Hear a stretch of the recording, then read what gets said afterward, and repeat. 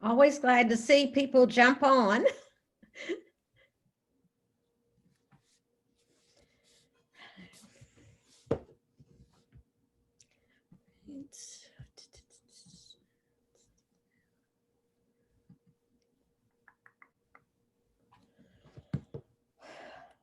So wave at me if you could hear me.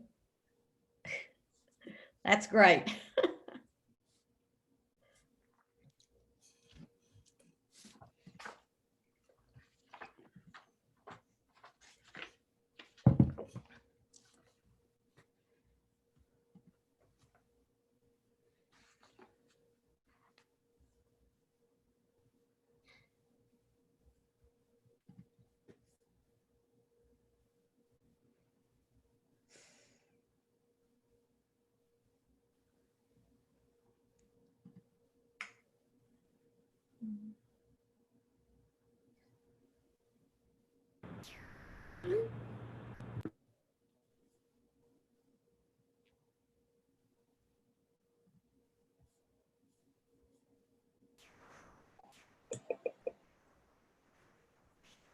So we have a few more minutes before we start. I think there's supposed to be about 20 people, if I remember correctly.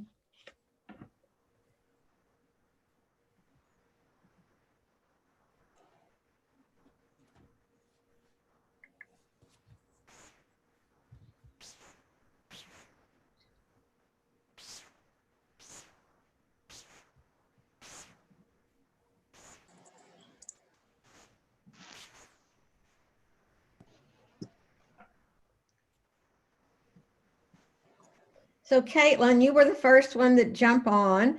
Tell me about your school. Our school? Uh-huh. Yeah. We're in Chicago, CPS. We're selective enrollment CPS. We have about, I think, 2,000 students now, roughly.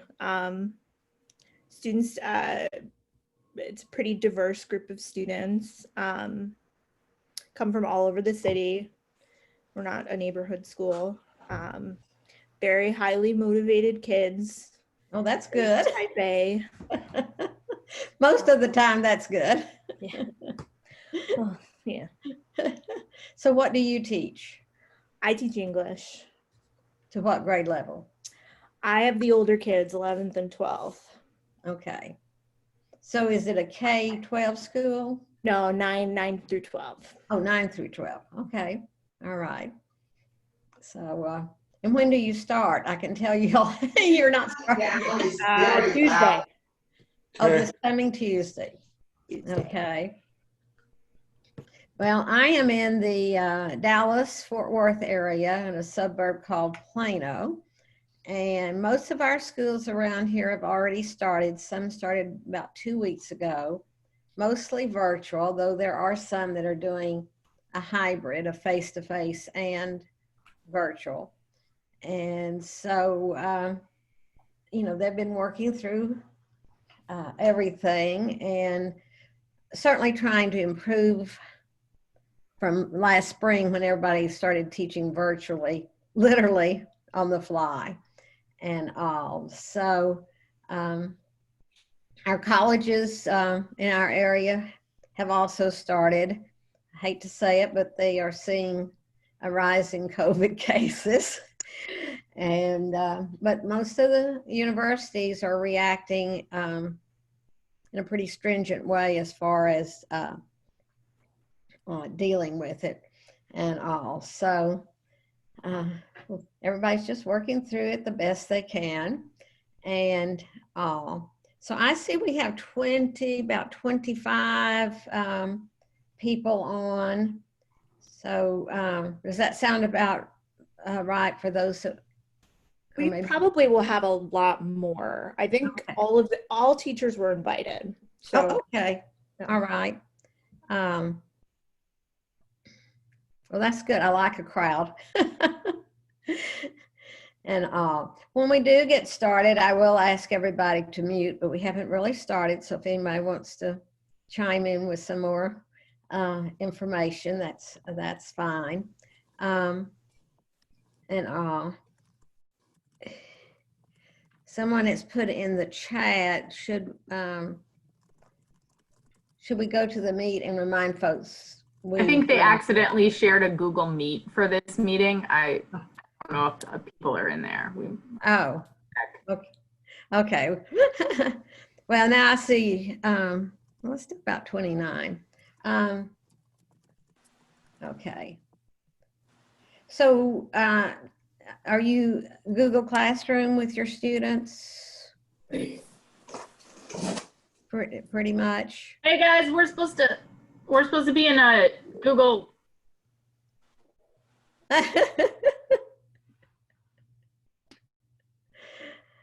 Okay. And all. So are you starting out virtually? Yes.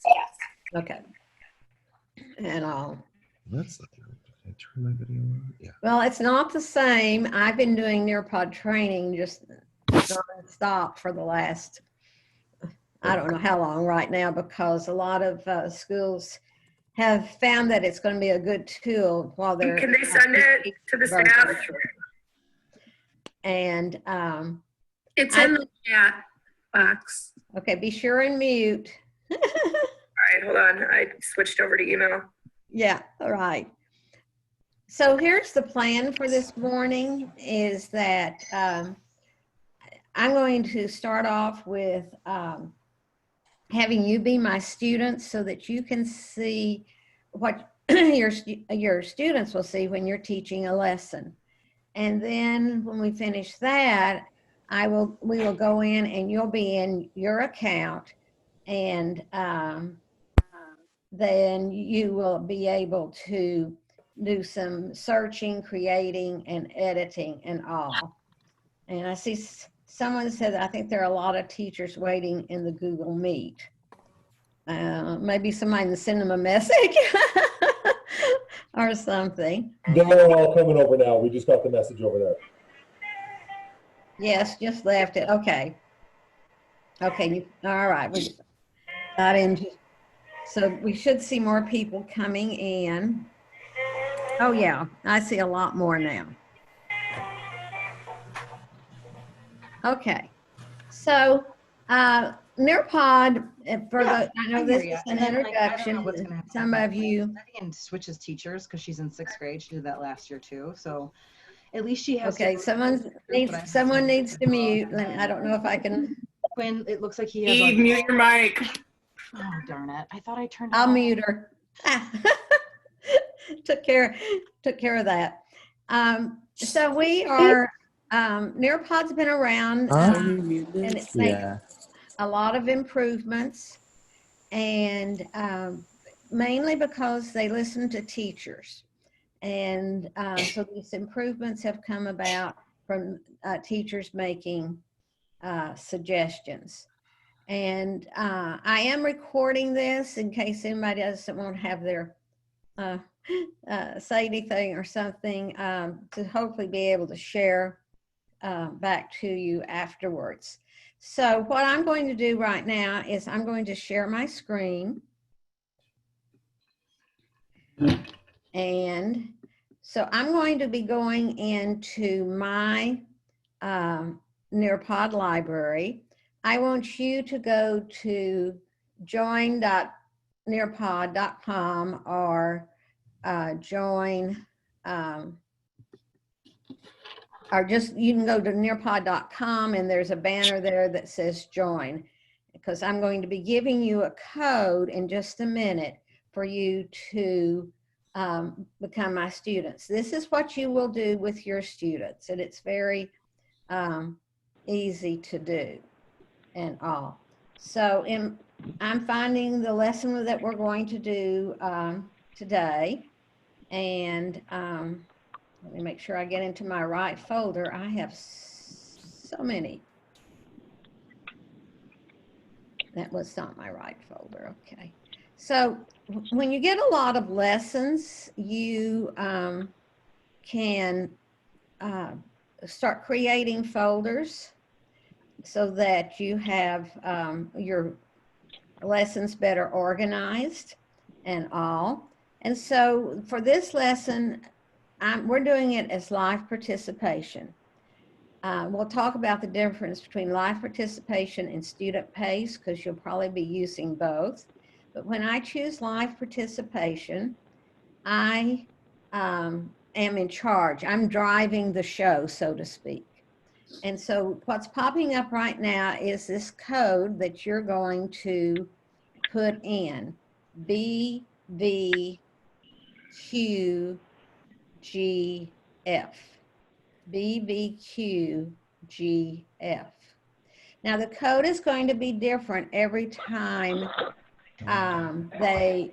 you launch a lesson, and especially with you teaching older students and having different periods, you absolutely want to launch a new lesson for each class so that when you get into your reports, your students will be there by period 1, period 2, and not all jumbled together.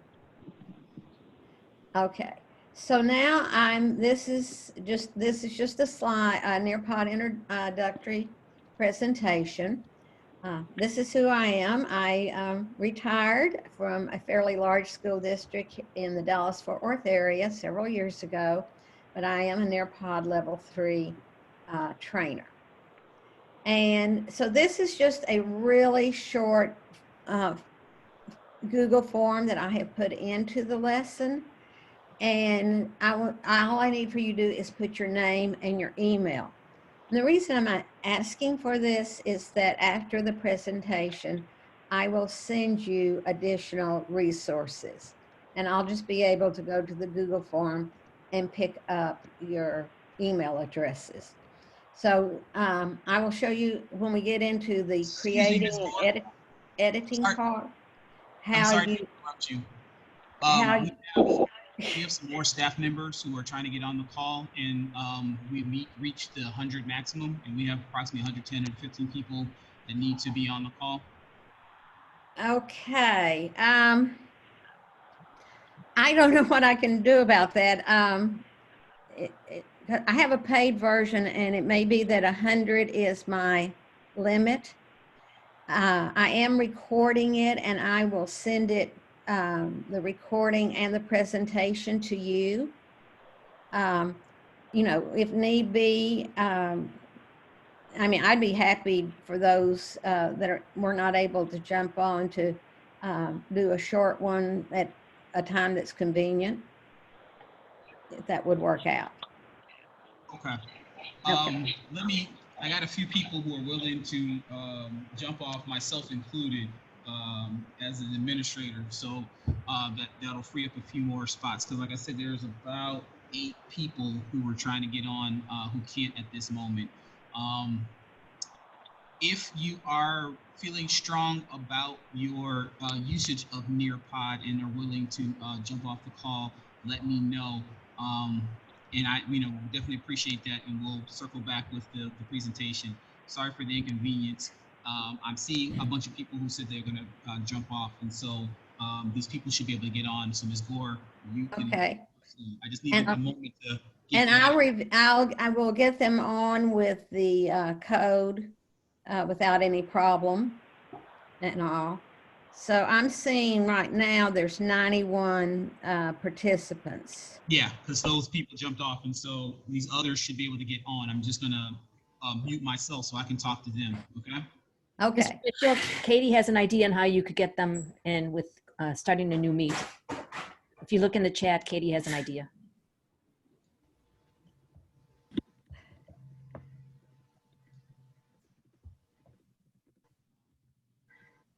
Okay, I'm seeing that there's plenty of room right now because it's like at 89. So we should be able to pull those others in. Okay, I think I'm in. Okay, I'm seeing, yeah, but we've got. So those of you who are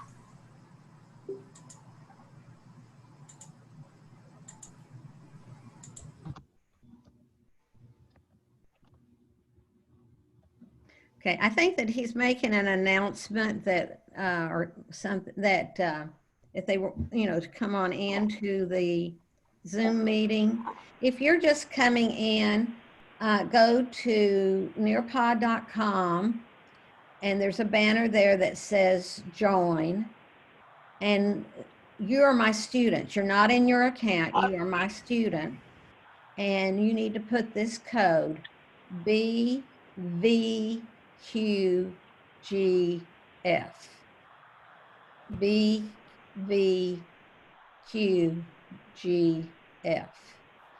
And for me, the teacher, when I'm doing a lesson, that code is always up in my left-hand corner of my screen.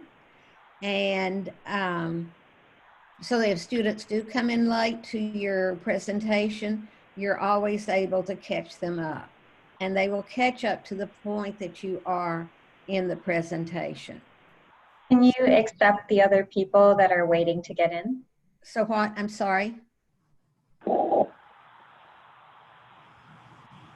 Can you accept the other people waiting to get in? I shouldn't have to, I mean, I can't, let me go and see, because I didn't make it, I didn't have to, everybody could just come in without a password and all.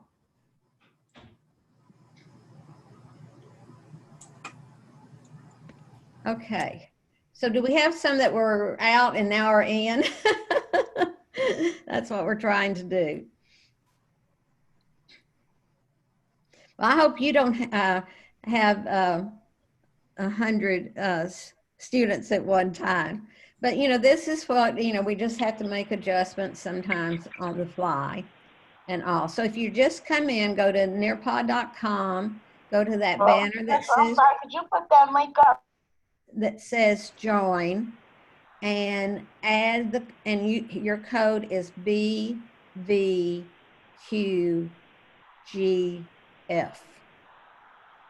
Boy, Victor, Queen,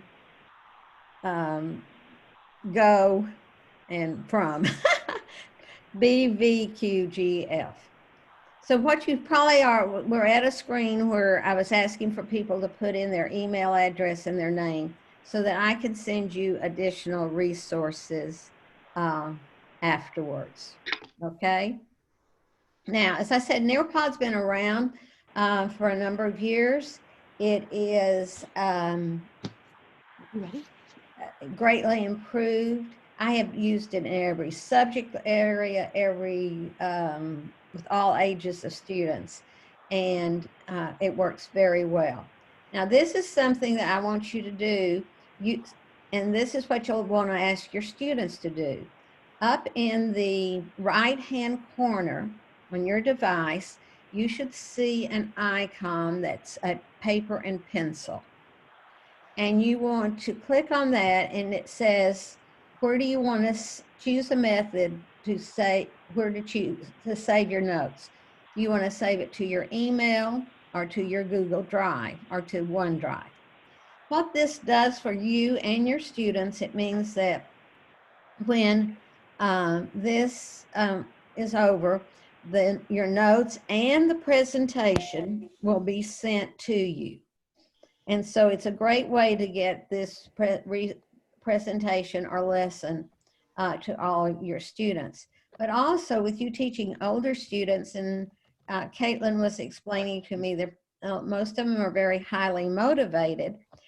They may want to take notes as you're doing, say, your presentation on the American Revolution. And you will not see their notes. Their notes are strictly theirs. And so I, as the teacher, though, do not see that icon. It's only on the students' devices during a presentation. So I always have to remind myself, tell the students to turn on notes. Now, after you've done this a couple of times, they'll probably just do it automatically. And when you see a slide like this, it has this downward arrow. That means there's more slides there. And this is just a reinforcement slide that shows you again what you were looking for and what your choices are. We won't open all of these as we go through this presentation. Nearpod does a great job on providing resources, webinars, and such. And so they have, pulled all this together, and then I always tweak it to make it work for my audience. And so this is a poll, and I'm asking you to choose what best describes your familiarity with Nearpod. Now, I like to use polls with students. One of the main reasons is that I get 100% participation. I get immediate feedback and all. And so I'm seeing all of your responses and all, and it's building a kind of pie chart for me. And so it's helping me confirm where most of you are in this familiarity with Nearpod. Now, polls can be used for any number of ways. You can, but you have those kids that maybe don't answer or participate as much.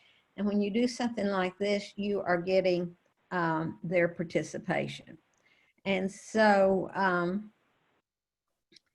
I see, this pie chart that's being built, I can share it out to the students. So if you're taking a poll and you want to show the students the results, all you have to do is share it and they can see the results.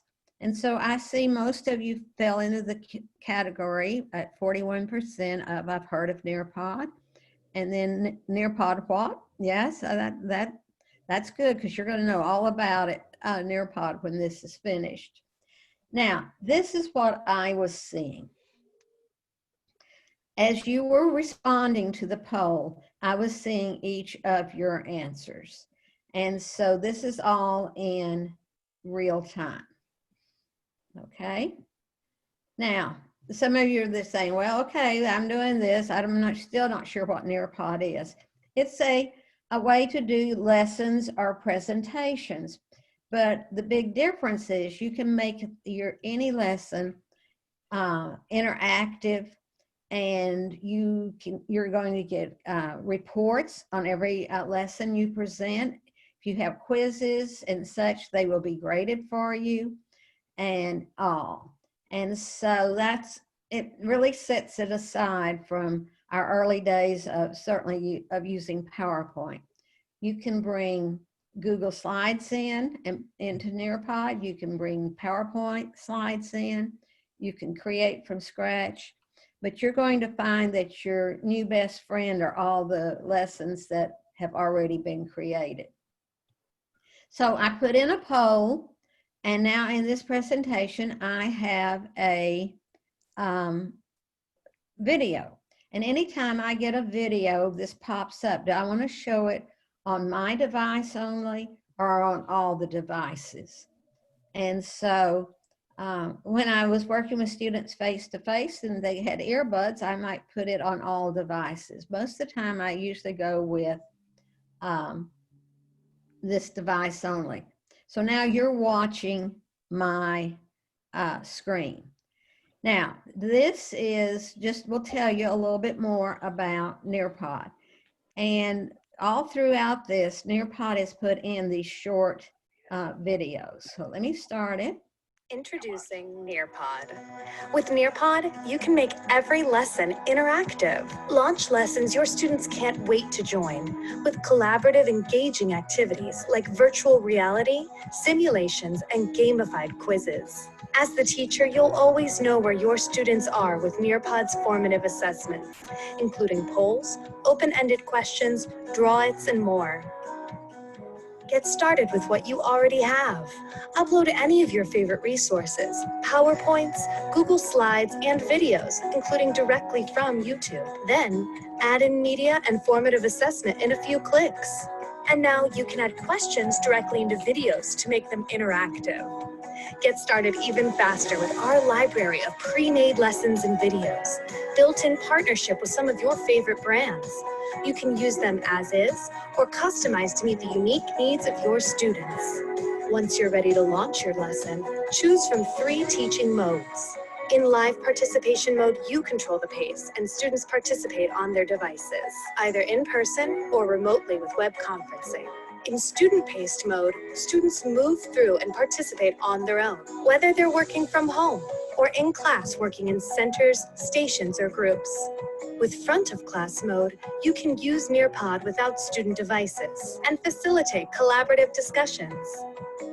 Imagine what you can do with Nearpod. Your students will love lessons that combine engaging media with collaborative ways for them to show off how much they've learned. You'll love unlocking student understanding in real time and having reports to inform the next day's instruction. You'll wonder how you taught without it. Learn more and get started for free at nearpod.com. Okay, so just in less than 2 minutes, that gives you an overview of what Nearpod is all about. And so let me go in. This is a lesson that I did several years ago. It was on Predator and Prey. It started out originally as a PowerPoint. And PowerPoints are pretty boring now if you don't, there's no interactive activity there. So this was on Predator and Prey. And so here's what I would like for you to do, is to draw a picture of what you think a predator would look like. Now, the Draw It tool is a wonderful tool. There's so many things you can do with it. And so you just start drawing. I don't go over all the tools. I just tell them there's more colors than black. There's an eraser. I don't tell them about that because they will erase and start over and over and over. Most of the time, when with students, I have to give them a time limit or set a timer for them because they'll just keep going as long as you will let them.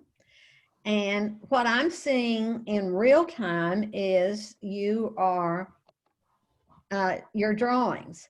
And so when you have it finished, and it doesn't have to be perfect, go ahead and hit submit and all, so that then these drawings also will show up in your reports. You will see how each student, what their drawings look like.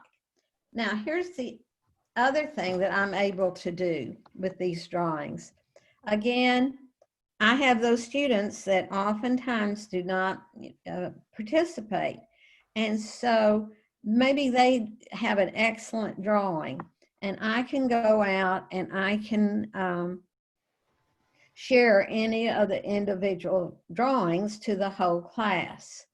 And if I see nothing on somebody's screen, then I can say, Jason, do you not understand how to use the tools or something like that? And so, maybe Kyle is a shy student and he has done this wonderful drawing. And so I can share that out and maybe have Kyle, share with the class why this is a drawing of a predator. Now, of course, once I start sharing drawings, everybody wants their drawing shared. But especially when you're doing your first lesson, I would always have a draw it because it kind of breaks the ice with the program, kind of relaxes you and your students and gets them engaged right from the beginning and all. So for AP Macro. It can be, all sorts of type of questions that a drawing would be a good way to engage the students. But I'm going to show you another way that I use Draw It a lot. And David, I should show David's lion. It's very good. So this is what I was seeing. I was seeing your drawings in front of me. So that's how I could, select if I wanted to share one and all. So this is still part of my lessons. These are images. We would talk about what makes these predators, a definition of a predator. Now, this is a different way to use draw it. I'm asking you to circle the predator in each sentence. This was a Plano PowerPoint slide that I converted to a draw it slide. And you can do this to any of your slides. So immediately we've been talking about predator. I'm just taking a moment quickly and finding out as a formative assessment, do they get the concept? Do they understand what a predator is? And if most of them were not selecting the right one in the sentence, I need to reteach before I go on to the rest of my lesson. And so these are popping up, and I am seeing how all my students are doing. And you're doing very well. So and oops, somebody said. Now, the person that said oops on theirs, you could have gotten the eraser and just erased that. But that's, I like the oops. We all have those. So here's what I was seeing. Each of you were coming in, and I could see how you had circled the predator in each sentence. And then down here, I think it was Mary Poppins didn't seem to get it. So I might make a note of that and make sure she understands what a predator is. So this is why I like to do a lesson like this to start off, so that you understand you're seeing what students see, but then I'm showing you some slides of what you, the teacher, will see. A part of Nearpod is there's a lot of 3D images. This is the shark, and this is something you can add to your, I can move it around. If I had an iPad, I could really do things with it, but I can zoom in on it, look at its teeth and such. And I will tell you, sometimes I just put this in at the very beginning. It might not have anything to do with my lesson, but it kind of keeps everybody occupied while people are getting logged on. And I'll show you some of the different ones. I mean, there's on the circulatory system, quite a few that you could use in a science lesson. And of course, everybody loves the shark. Now, this is a very short quiz. It only has one question. So go ahead and take the quiz. But I could have a quiz with 25 questions in it. And in that quiz, I would have I would be able to see the results immediately. It would be graded so that I would have a record of it in my reports.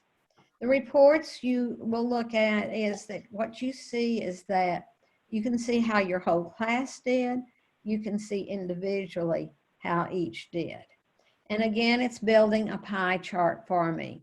And so if my pie chart has a lot of red in it, again, it tells me I need to reteach and all. But most of you have gotten this. And so again, this is what I was seeing, is that how each student did, and here this pie chart was being built. It eliminates having to do a lot of grading. This is a collaborate board. Again, this is one of my favorite tools to use, especially with older students. But I get this pop-up and it says, would you like to approve student comments before they are posted? If I'm working with elementary students, I'm pretty good at saying, no, I don't need to approve of them. Middle school kids and maybe some high school kids, I might need to approve them before they pop up in front of the class. But you are adults, so I'm going to say no. And what a collaborate board is, I have a question that I'm asking. It says, search for a picture of a prey, add it to the collaborate board, and describe your animal. And down here at the bottom is a text box. And so I might say a rabbit is a prey because and then I would go on to explain my answer. But right here in that box, there's this little blue square, kind of a landscape. If I click on that, that takes me to Google Images. And so I can go find an image of a rabbit. Well, I probably have to spell it correctly. They didn't know what that was. Here's a rabbit, and I find my image that I like, and I just click on save. And now I can post my Post-it note, and it comes up with, here's my Post-it note. Just like I'm seeing now, all of you are responding and all. Again, I'm getting that 100% participation. I'm not calling on 25 individuals to get their response. I'm seeing it in real time and all. I can share these. I can let students vote on them as to which one they like the best and such. So from the teacher standpoint, this was what I was seeing. They're like little Post-it notes just on a bulletin board. And should a student, maybe you weren't approving them, but they did put up something inappropriate, you can delete the card immediately so that it's not posted there in front. Okay. Now, also, you can't see it right now, but I have the ability, it's down at the bottom of my screen, I can hide student names. So I can, anytime if I do want to share a class response or something, but I don't want to embarrass any student, I go in and I hide the student names. So this just continues my lesson, and we have the definition of what a prey is. Now, this is an open-ended question. Can an animal be both a predator and a prey? Explain your answer. So you just do not write me a dissertation, but just put in a short sentence or two. Now, open-ended questions, you're going to see their responses in your reports. Now, it can't be graded because there's no right or wrong answer and all. And so, but for me, the teacher right now, I'm seeing, oh, I see somebody else writes in Swedish too. I'm seeing your responses. And on my screen, I know right now 26% of you have responded to this open-ended question. And excuse me. And again, if I have somebody, man, that just nailed this. They gave a fantastic answer and all. I have a share button, so I could share that after everybody had submitted their answers, and we could have a great discussion on it. But I can scroll through and see these. I'm worried about John Ray. He's says a T-Rex might eat me after he's. I love a good sense of humor.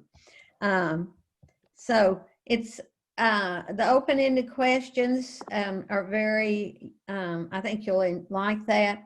And when I'm showing you how to create one, there's a feature that may be real important for you, in that you can allow students to answer orally and not type in their information. So sometimes we have, we need to make sure that we're meeting all of our students' capabilities. So this is what I was seeing, and I would hope for 100% participation. Mary Poppins really gave the best answer, and so I could share that out to the whole class. Okay. You may not be familiar with Microsoft Sway. It is, as I tell teachers, to me, it's like a PowerPoint on steroids. But Nearpod has partnered with a lot of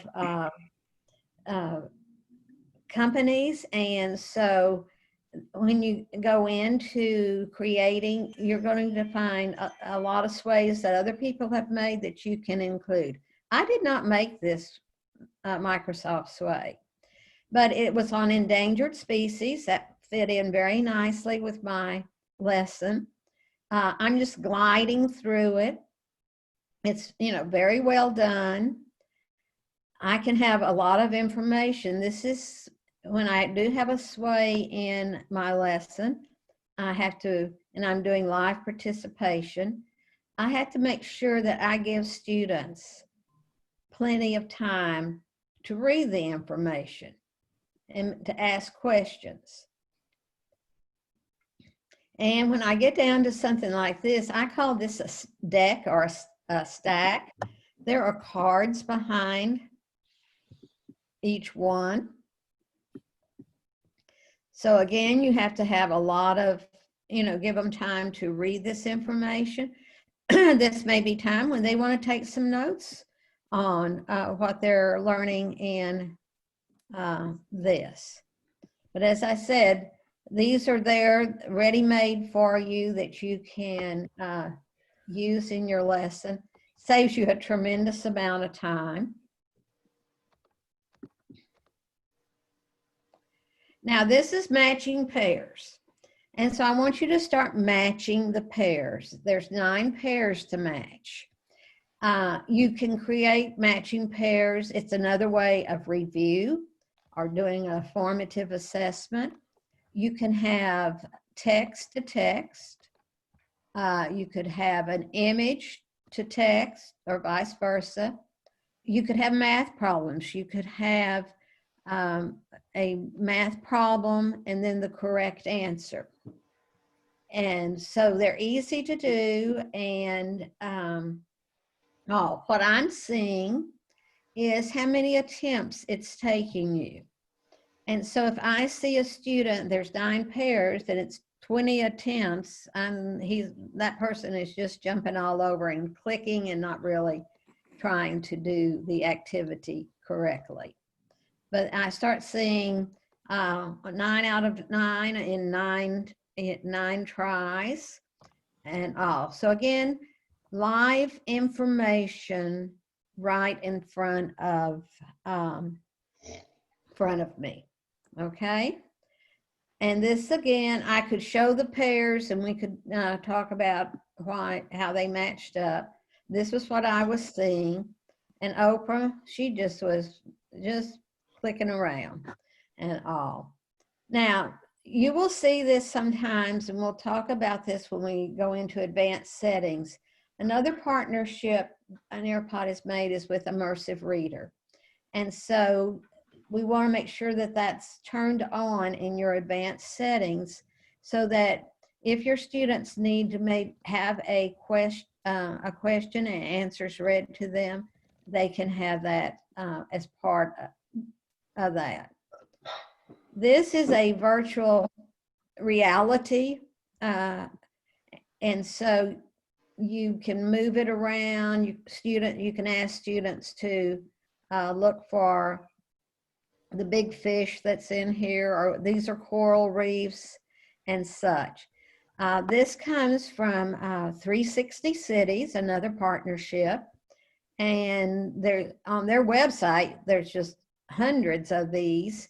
And so if I want to take them to see Shakespeare's Theatre in London, because most have not been there, and show them what a theater used to look like and how hard the wooden seats were, benches that they sat on. Or if I'm studying Egypt and I want to show the pyramids. Now, sometimes you might get some tourists in the pictures, but that's okay.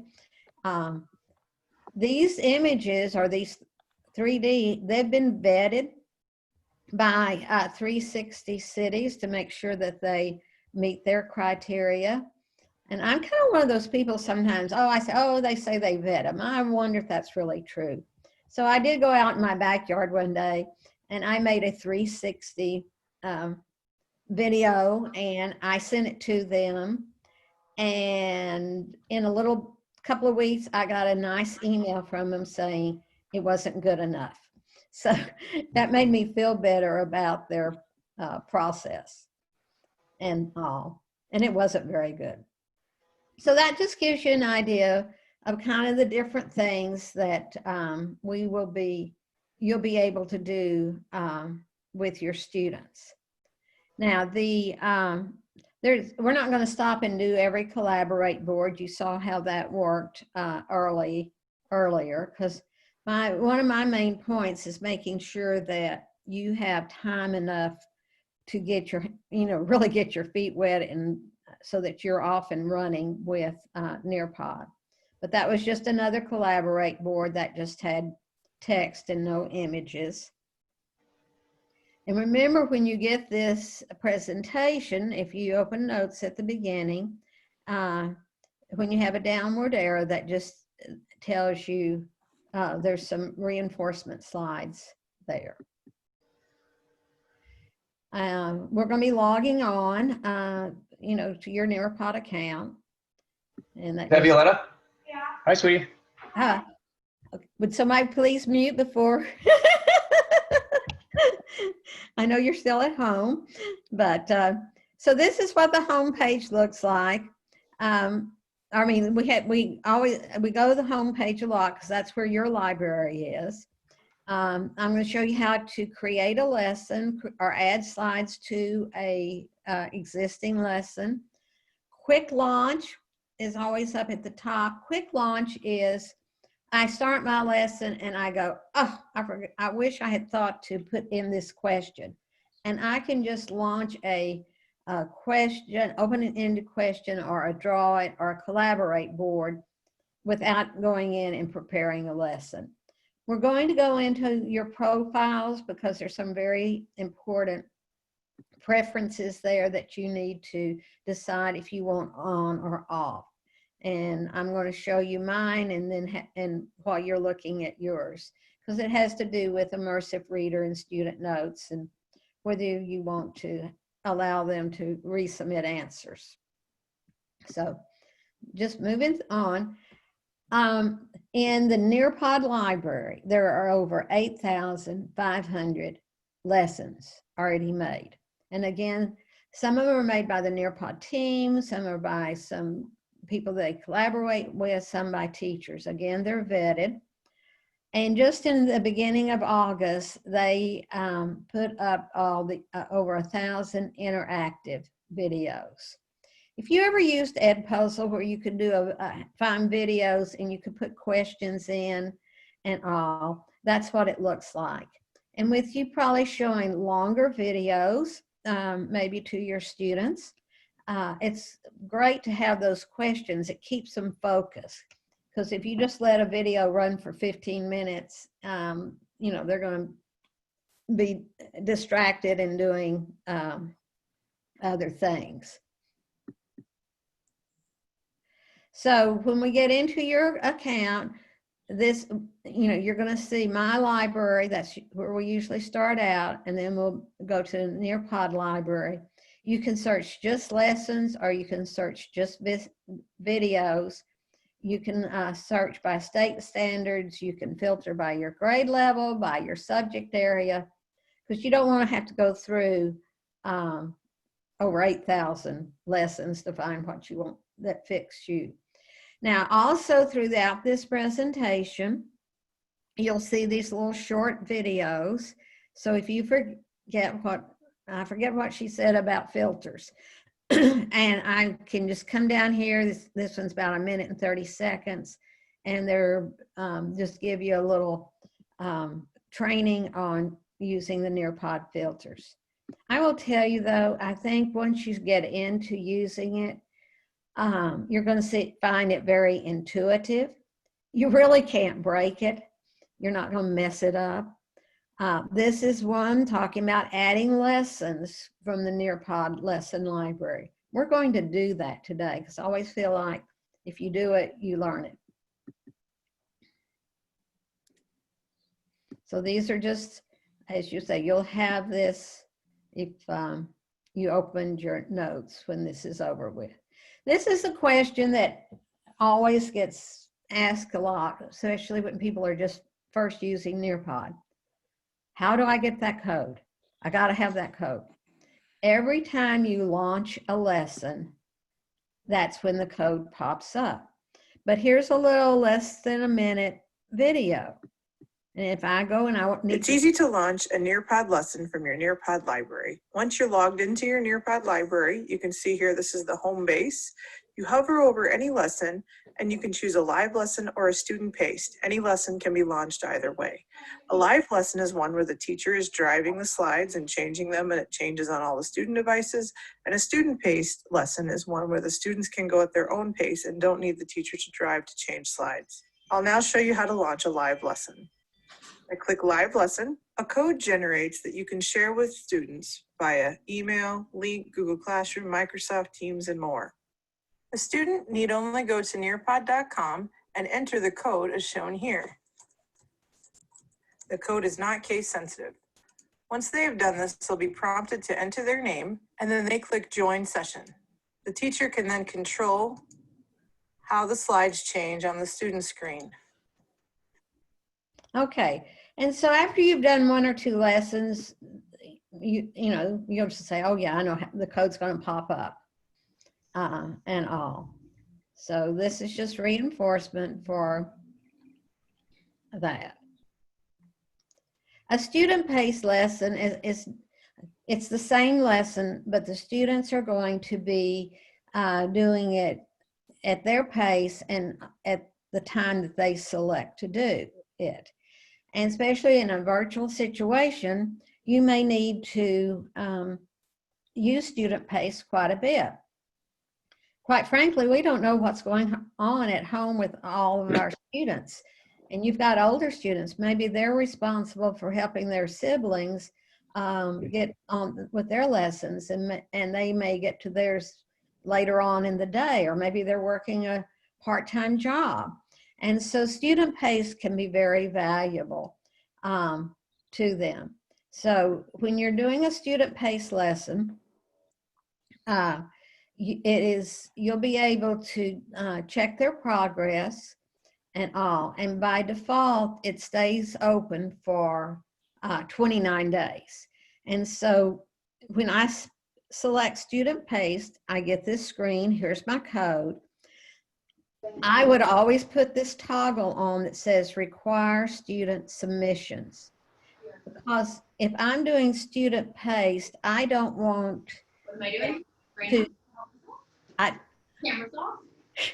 I don't want them to, let me see, I'll mute, I can take care of that. I don't want them to skip over the lesson or skip over the activity. So I want them to have to do the activity before they can move on. I can go in at any time and see how my students are doing on this. So maybe I assign a student-paced lesson on Monday, and I tell them that they have until Thursday morning at 8 a.m. to complete it. And if I want to just go in and make sure that they're working on the lesson and not waiting to the last minute, I can monitor that. So this again, when you see the arrow, that just gives you another information back. Reports are just amazing. I'm always getting the real-time feedback, but the reports will be in a format that you can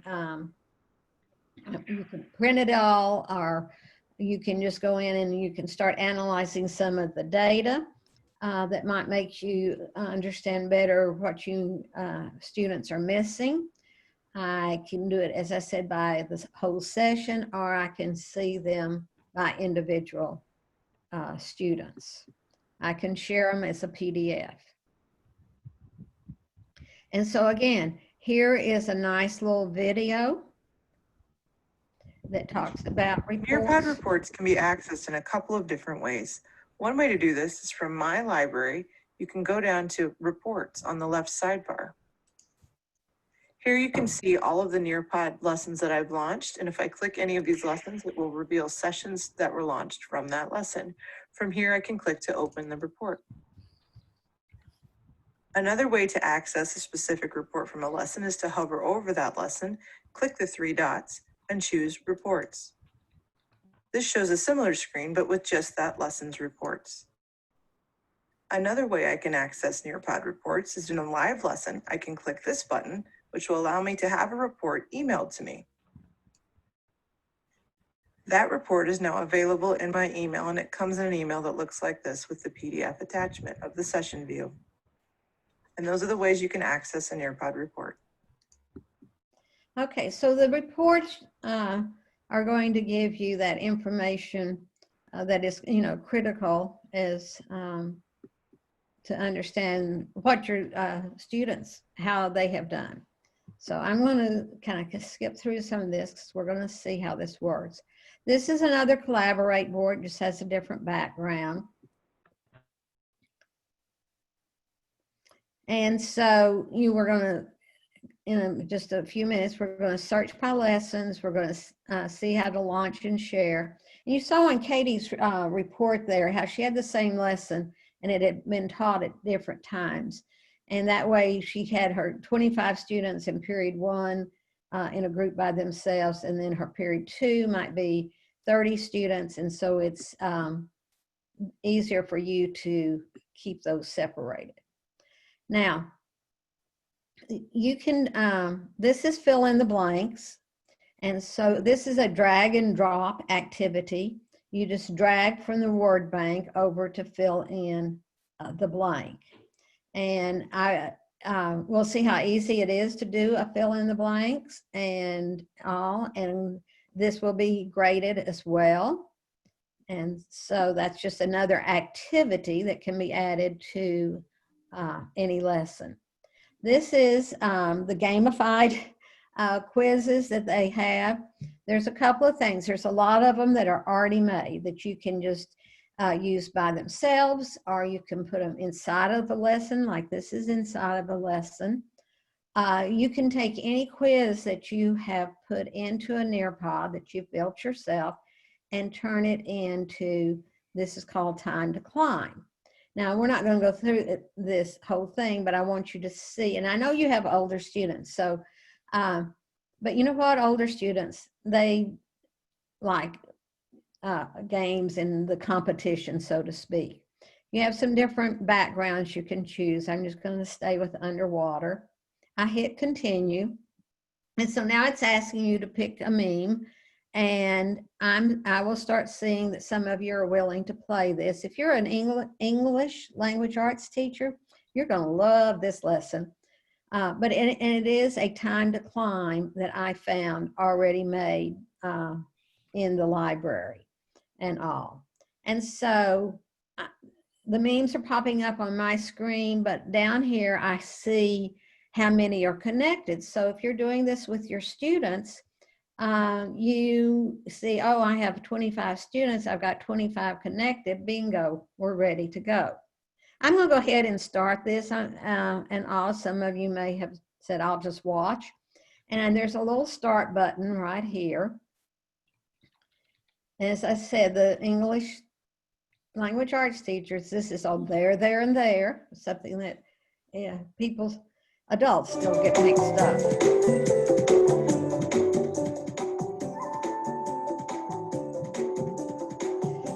So you get the most points by being the fastest, but you have to be accurate. And I have a timer on this, so we won't, it's makes everybody work within a certain time limit. And if everybody finishes in a certain time, it just goes on. So here's question 2. John Ray right now is ahead on my leaderboard, but he can be knocked off. And so this is just progressing from one question to another.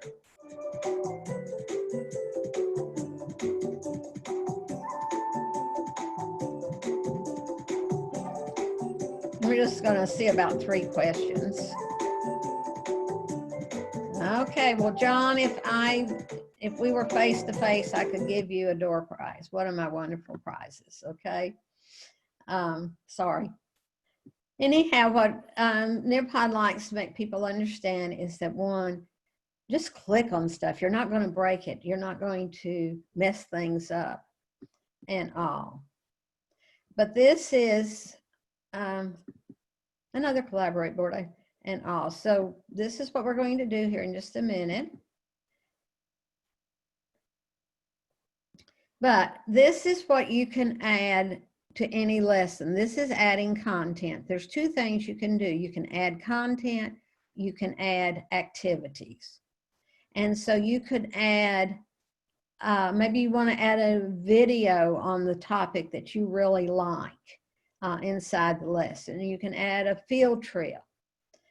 You can add a PDF document.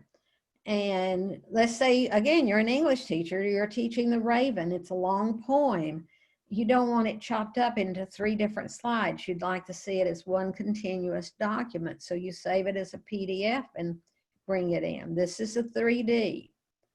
If you're a math science teacher, these are the PhET simulations from the University of Colorado at Boulder. And they're divided up by high school, middle school, and elementary, and math and science. SWAY, you saw a SWAY. BBC is the British Broadcasting and all. And if I'm teaching World War I love to come in here and find one of their videos. They're in black and white because that's the way it was at that moment. I can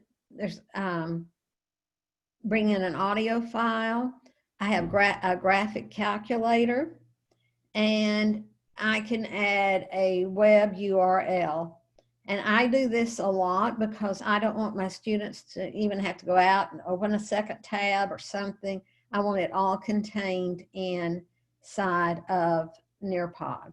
And so like when I put in that Google form, I just copied the URL where it was in my Google Drive, and I put it in to the lesson.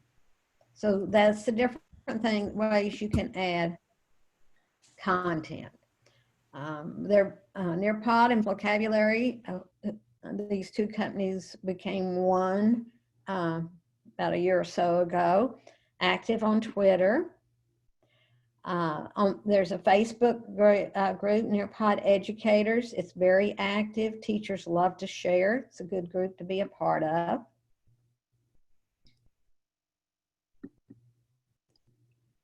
Now, Nearpod likes to get feedback, and so this is a short little survey done, and I don't see the results. It goes in, it just goes to SurveyMonkey to Nearpod. But I would like for you to go ahead and answer the questions, and don't say, well, she didn't give me time to even try it, because that's what we're getting ready to do. I don't see the results, but it does help Nearpod to understand maybe some of the needs and such that are for to make their training better and such. And so as I said, it's very short.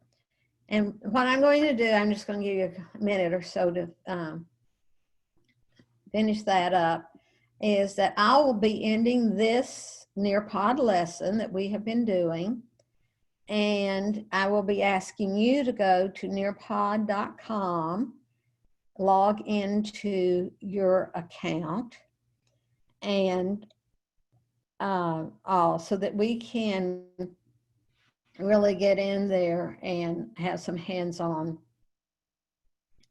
training. And you saw earlier that I have this arrow that goes down, and I click on it. It's a place I can get to reports, but it's also where I can end the session. And so I'm just going to go ahead and end this session. And it says, are you sure you want to end the session? And I say yes. And now I am back in my Nearpod library. So I want all of you to be in your Nearpod account, and we're going to start working in this area. Now, I'll take a moment. Is there any burning questions? It's just, I just can't keep up with the chat when I'm doing this. So if somebody has a question that they'd like to ask before we get into this, I'm happy to answer it. Okay. No I had a questions? question about, I'm sorry, I had a question about when you were on the screens where you saw the student responses, but on, you know, when the student wouldn't see it. But if you're presenting and they're in the meeting, the Google Meet at the same time as they have that, they would see the students' names. Can you always hide the names on anything that kids are submitting? Just about everything, yes. And it'll just, you know, block it out and all. So it's very, you know, I do that a lot, especially if I, you know, was presenting my screen in front of the class and all. And it's just down at the bottom on the right-hand side. It's kind of small, but it's there for you to hide on those quizzes and things. Okay. So here you are. You should be here. My I have library. one more question. Sorry. Okay. No, that's fine. I love questions. For the collaboration board, is there a way to make it like almost like a tea table, or where students can drag and drop their little Post-it notes, or does it sort of auto-populate those Post-it notes in a designated area? It just automatic. It right now mine is set to come in. Whoever responds first, it comes in first. Okay. And all. Okay. Okay. Can I ask a quick question? If I launch a lesson because I want to see what it looks like, and then the next day I teach it and I launch it, I'm going to get a different code than the first time I launched Yes, it. ma'am. So I Yes, can't ma'am. post that code to kids and tell them, what about when you said if a student's absent, right? Let's say I wanted to assign it to someone who was absent to go back. Can they Okay, still you launch it several days later using the same code that we used in class? Right. You just would not end the lesson. A lot of times I will forget to end the session and it'll pop up. Do you want to use this code, you know, that I used earlier? And I say yes or no. Or if you have somebody that's absent, you also could send them send them the lesson as student paste with a student paste code. Oh, how do So you get there's- the student paste code? Okay, I'm going to show you that. Okay, thank you. Yeah. Yeah. Okay. So this is my library. I have lots of lessons. Can I ask one more question? Sure. I'm just wondering, do you find that it's easier to create starting from Nearpod or to create starting from PowerPoint or Google Slides? Okay. First of all, I would say starting off, I would be going to the Nearpod library and looking for a lesson there because there's so many and they're very well done. I really haven't used PowerPoint in several years. I do sometimes make my lessons in Google Slides and bring it into Nearpod. If you're doing Google Slides, you need to do the Chrome add-on Nearpod, because you create in Google Slides and then using the add-on for Nearpod, you can add the different activities or content and it saves it into your Nearpod library. But you'll see in a minute when we go into the Nearpod library where that's a great starting point as well. So most of these, and you can see when they look like this, those are ones that I have found out in the library and I have brought them into my library. So let's just start here with the Nearpod library. That's a good place. I'm going to click on Nearpod library. And remember, I told you there were over 8,000 lessons. So right now, it's bringing up all the lessons and videos that are available and all. But over here on the left-hand side, you see is where I can have filters. So here's all the state standards. So you're in Chicago area, you could click on Illinois. You could say, I am a science teacher. I am a science teacher in the, let me get on down here. in high school. And here are the strands. And I could find the one that I need a lesson on to make sure that I am meeting this criteria. This is something about the Big Bang Theory, so I'm just going to click on it. And what it does, it goes out and it finds these lessons that tie in to that state standard. Okay, I'm going to clear the standards, but I also could come here. I could search, say I'm a social studies teacher. I teach high school. And so this is eliminating those lessons that might be a part of, you know, for elementary students and such. And you will start seeing, you'll see this one's done by Paul Tebert. Well, he, you know, he probably does a lot of lessons for Nearpod. Jody Lunn, I know her. I know her lessons are really Excuse me, good. Joan. Excuse me, Joan. Uh-huh. Where Yes. are you at? I'm trying to go to the same place as you are, but I don't. Okay. Did you click on Nearpod? Click on the left-hand side of your screen. Are you in your account? I am in my account. Okay. Do you see where it says Nearpod Library? I see my library. Okay, on the left-hand. Okay, let me show you. I was in my library. Because I'm having to switch between two different screens, and I've been doing that. Okay. When I was in my library, I went to Nearpod Library.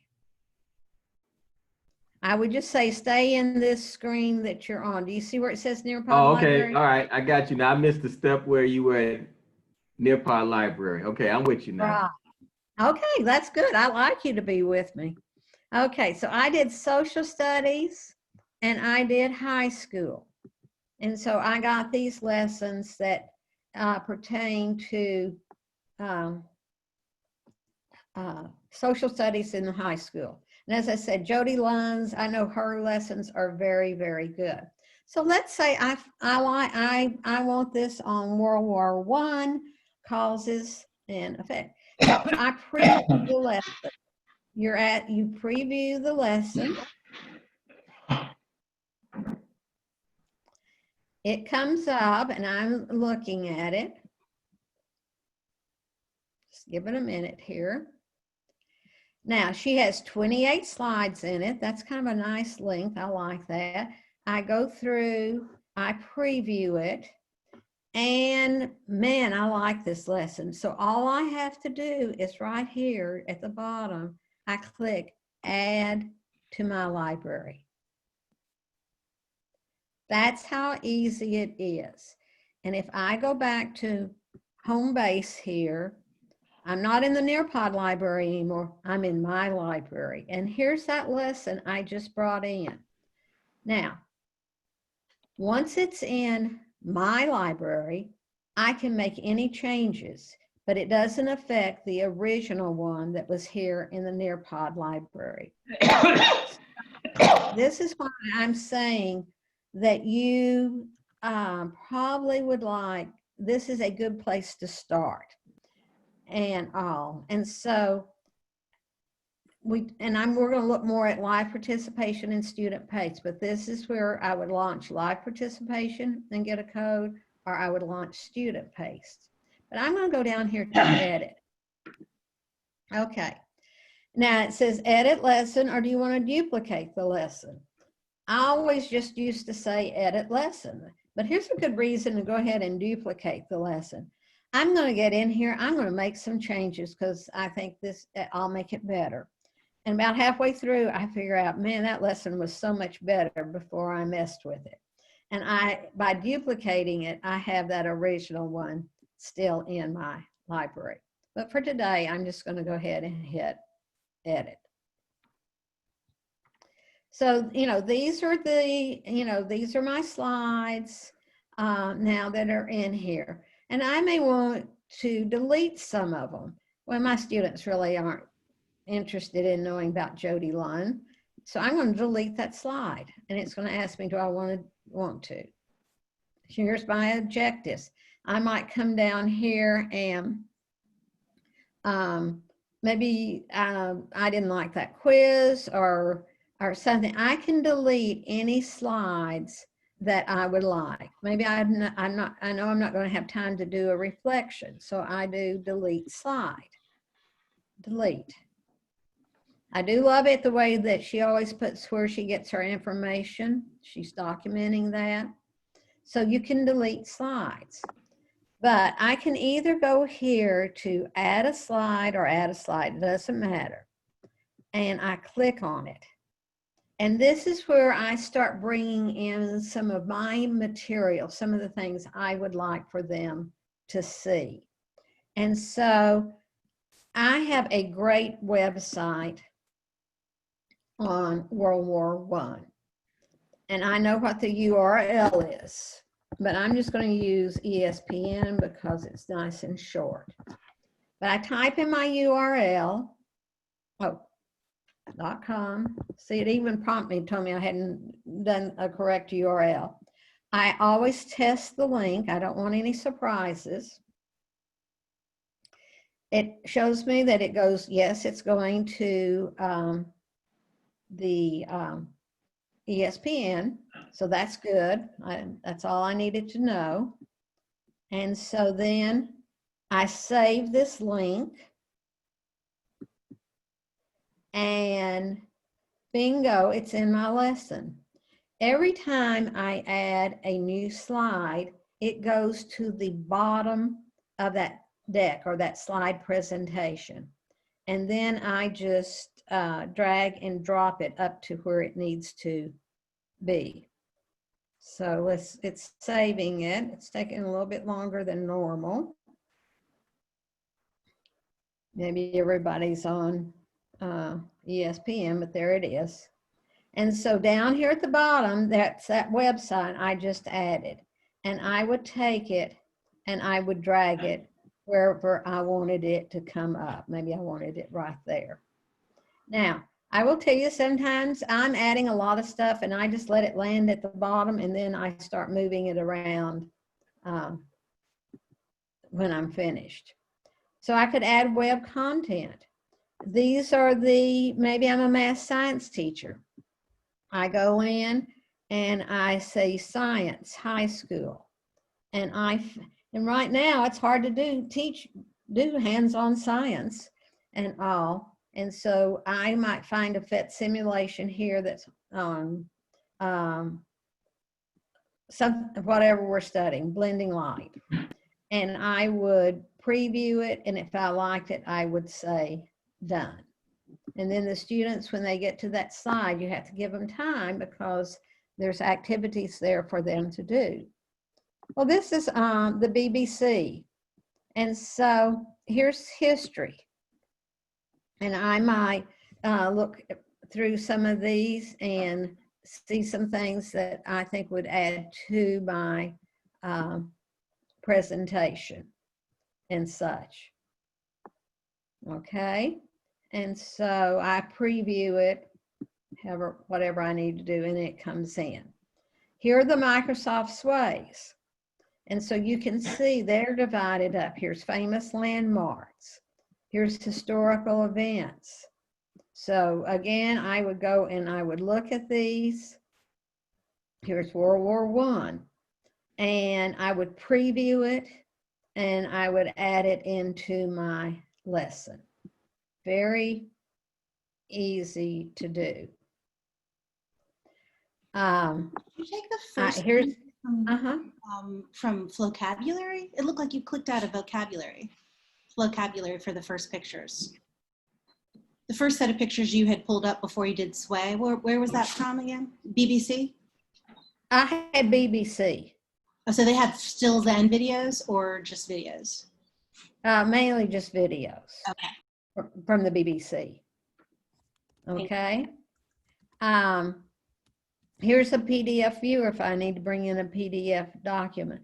So this is adding content and such and all. So this is a video. I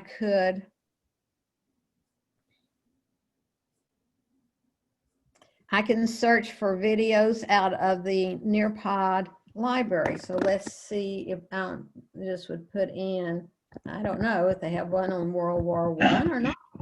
Well, I'll try it. Okay. Oh, look at all these. So these are all videos and that are part of Nearpod. And you can see this one's 10 minutes and 55 seconds. Now, all the way through this, there's going to be questions that your students will answer.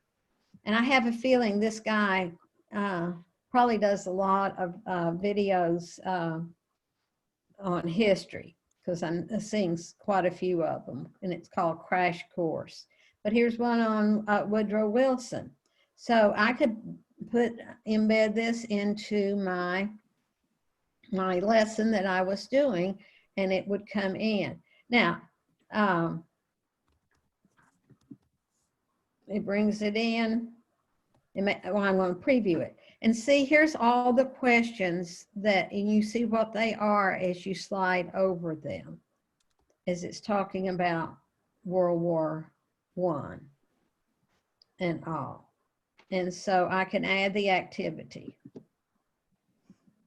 Oh, I can add some more questions and such. So videos are brand new, and all I have to do is save it. And now it's in my lesson. And I just drag and drop it, that video, which is down here at the bottom, and up to where I'd like for it to be. Okay? Excuse me. We're really excited. We're excited about the videos. While you're talking about the videos, would you mind showing how you make it a video interactive? Okay. In the videos that are part of the library, all of them will already have questions built in, okay? And so you saw those blue dots across the bottom of this video.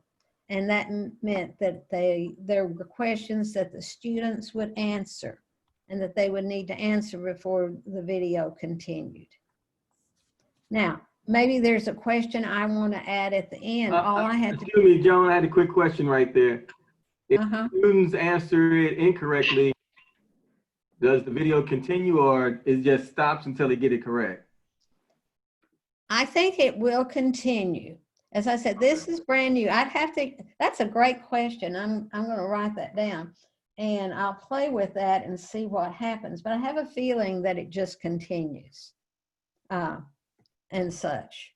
But they can go back and move the video back so that they could replay that part if they didn't think they knew the answer. Okay, so I would just drag it up here, wherever I wanted it.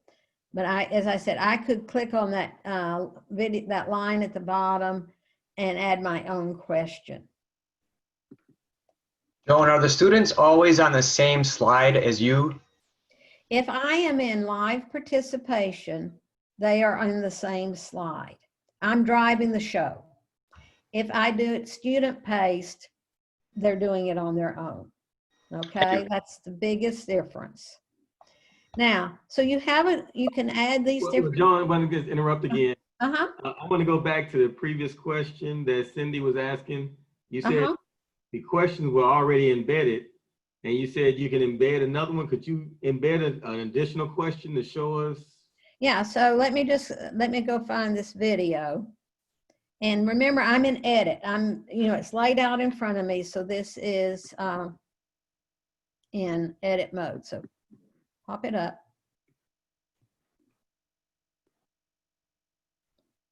And all. So here you see these are the questions that already, and I could even edit the question that's already there. But I could, so I want to add a question right there. And so I add, that's at 8 minutes and 40 seconds. So I add activity and I make it a multiple choice question. And I type in my question here. And here are the options. And I could add another option. I have to choose the right answer. And then I save it. So all I did was select a correct answer. I tell you, Nearpod won't let you get away with anything. I had to select the correct answer. I save it. So now my question is in. You can see it's my question because it's typed in Swedish. These others were already there. Okay? And how did you get that option you got that option box that came up, but how did you? Okay, I clicked on I clicked right here, and it says add activity at 6 minutes and 14 seconds. Oh, I'm sorry, my computer, I can't see that low. Thank you so much. Okay, and so I just click on that, and I could do the multiple choice, or I have two options there. And so now I'll just save.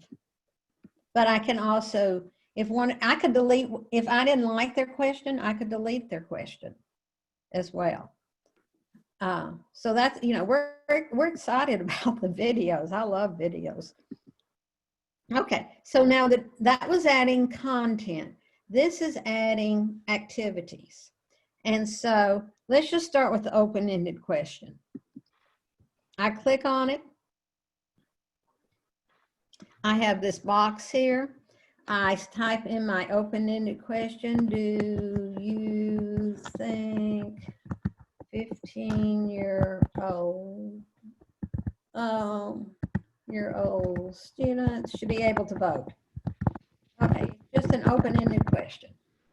Now, I do have the ability, though, over here, I can set a timer so that they don't take 30 minutes to answer something that, if they know it, they have an opinion, can set a timer. But right here is where I can toggle this on and enable student audio recordings.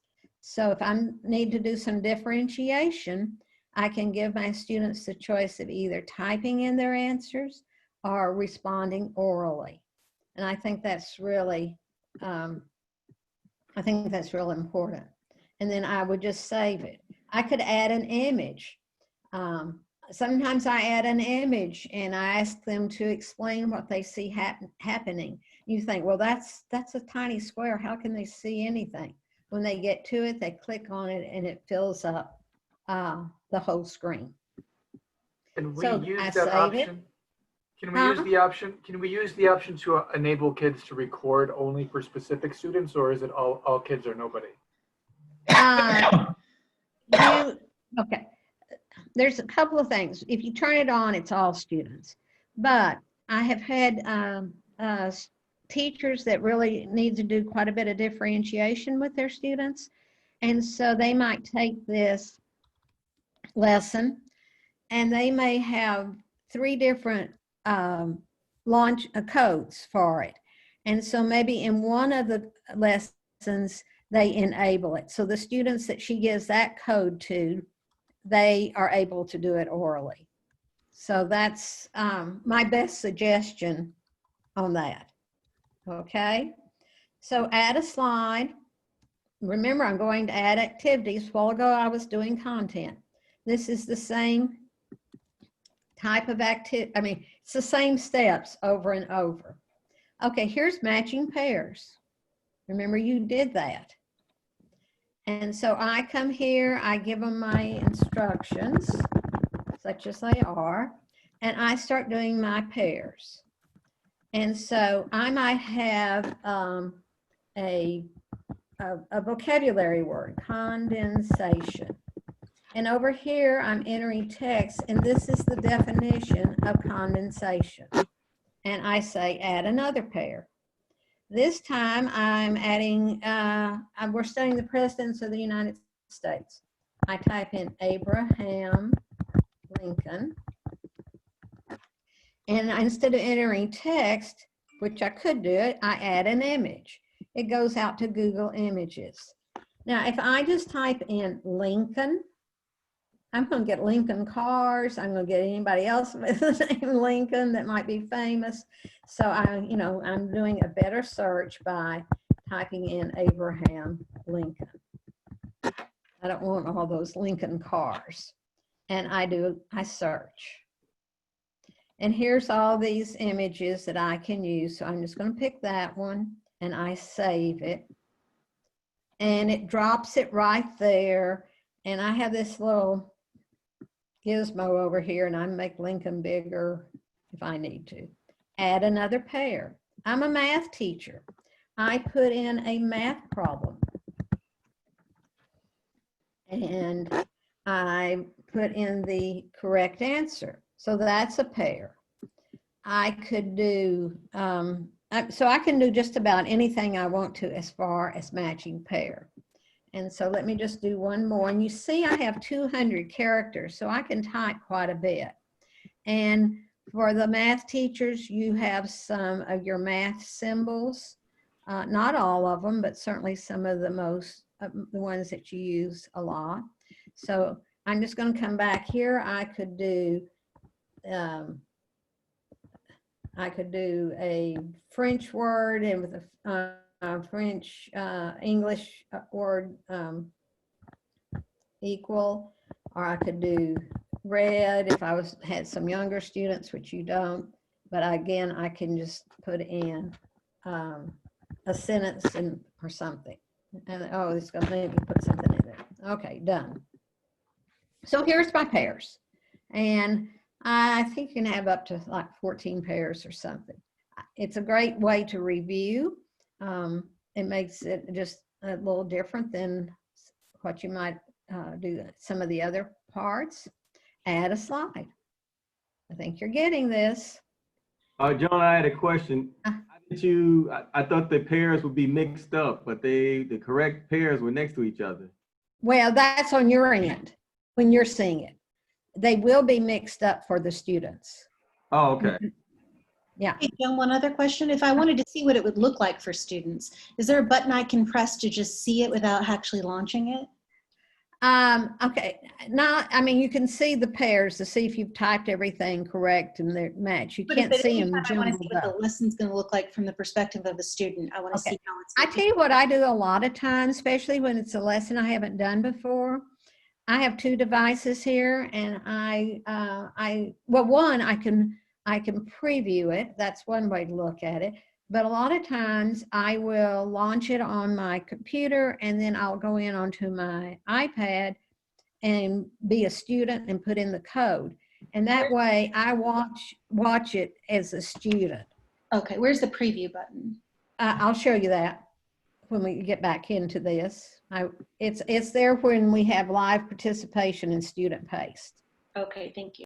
Okay, quiz. Just like any other quiz you might have done, is that you put in your question.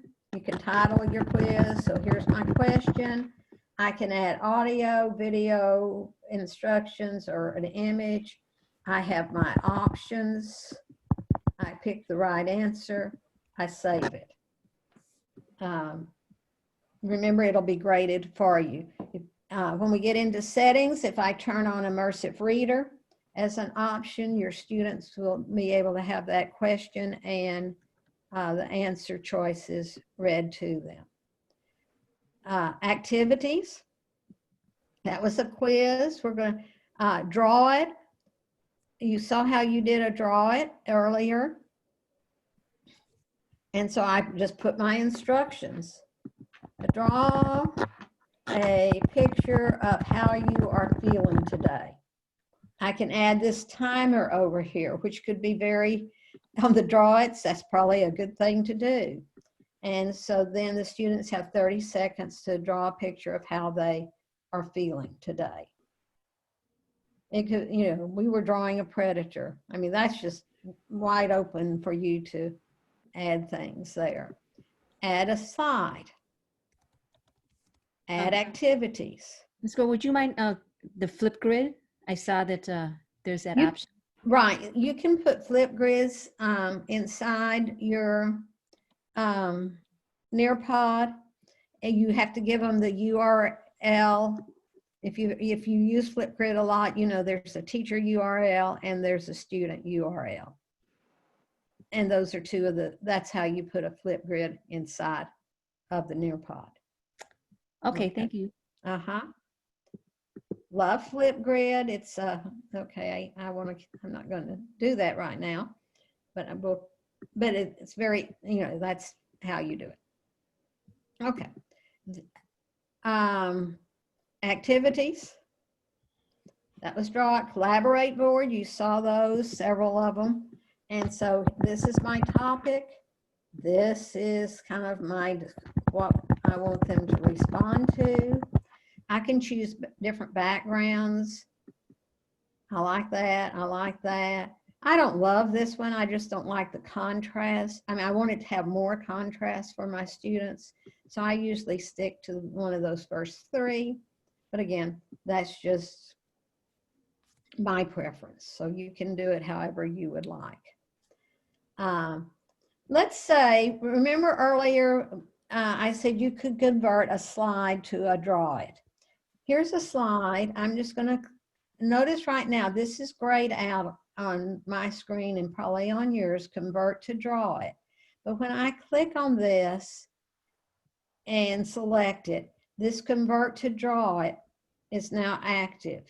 And so I'm going to convert this slide to a draw it slide. Remember when I asked you to circle the predator in each sentence. So I hit convert to draw it. I can keep the original or not.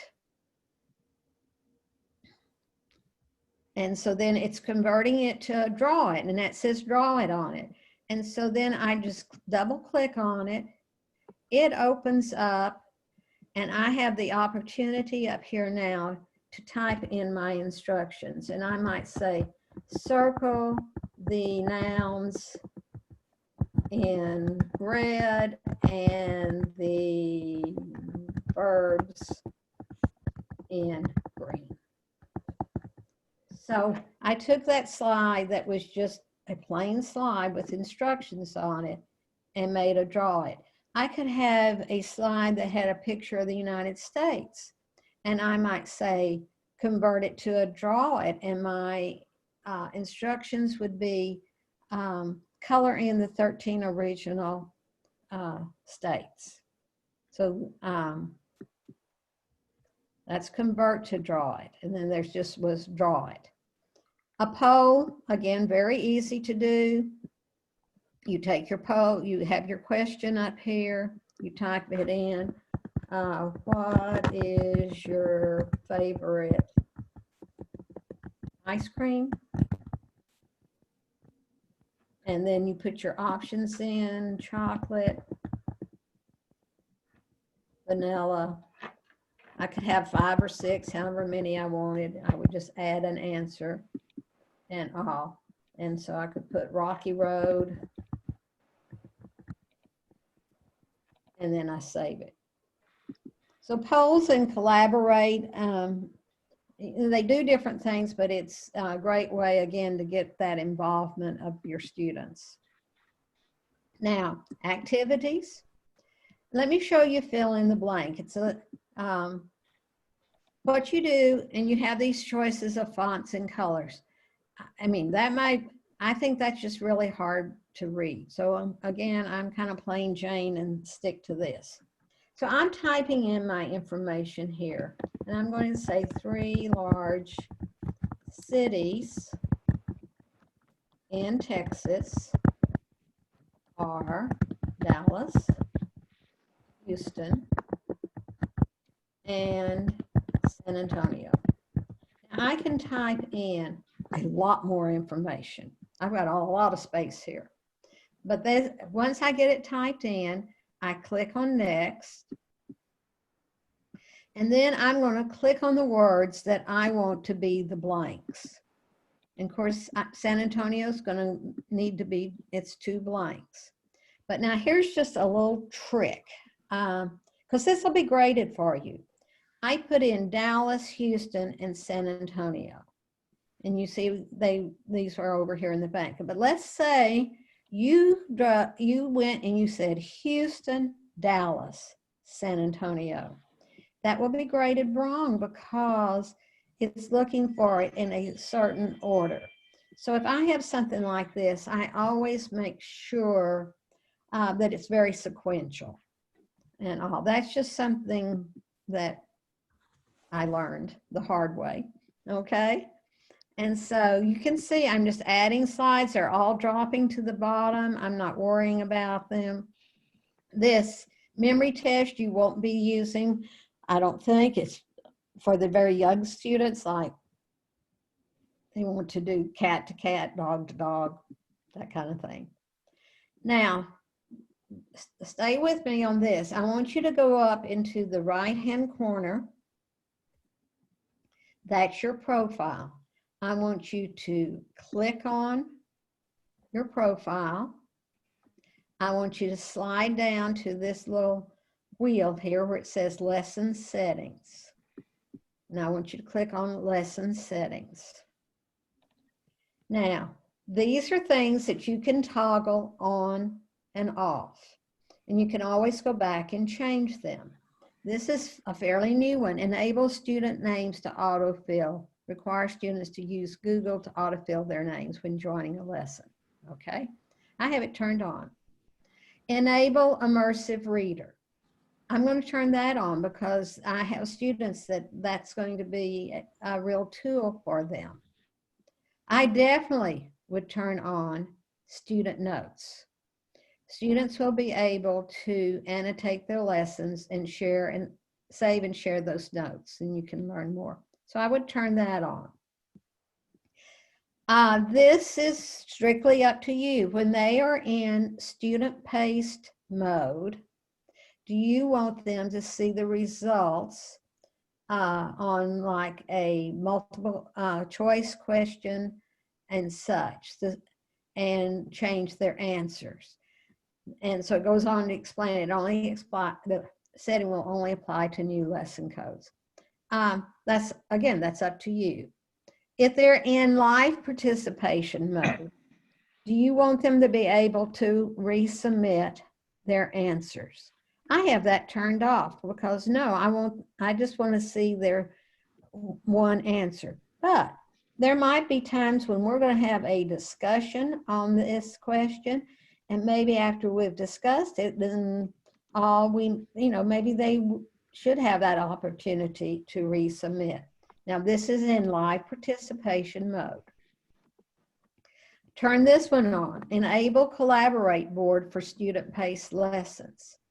If you don't have that turned on and you're doing student-paced and you have a Collaborate board, when the students get to that, it will say to them, waiting on the teacher for input, and they won't be able to respond to that Collaborate board.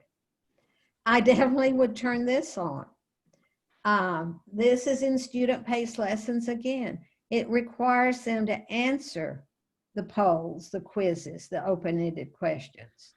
So I would have that turned on. As I said, you can go back and change these anytime, but I got here by going to my profile. Yours is probably just a little circle.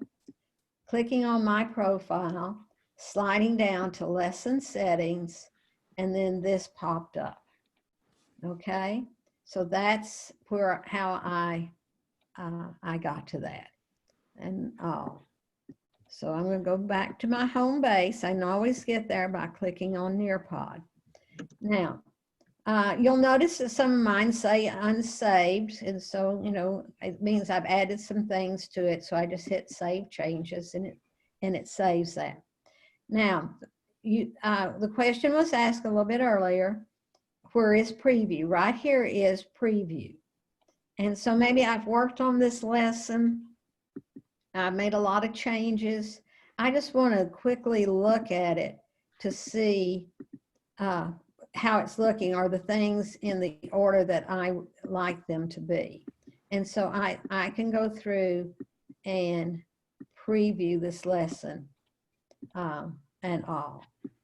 And like when I'm looking at lessons in the library, I'm always previewing them to see if I want to add them. So I had a quick question on the settings. Is there a save button or no? you just toggle those on and off, and they'll save.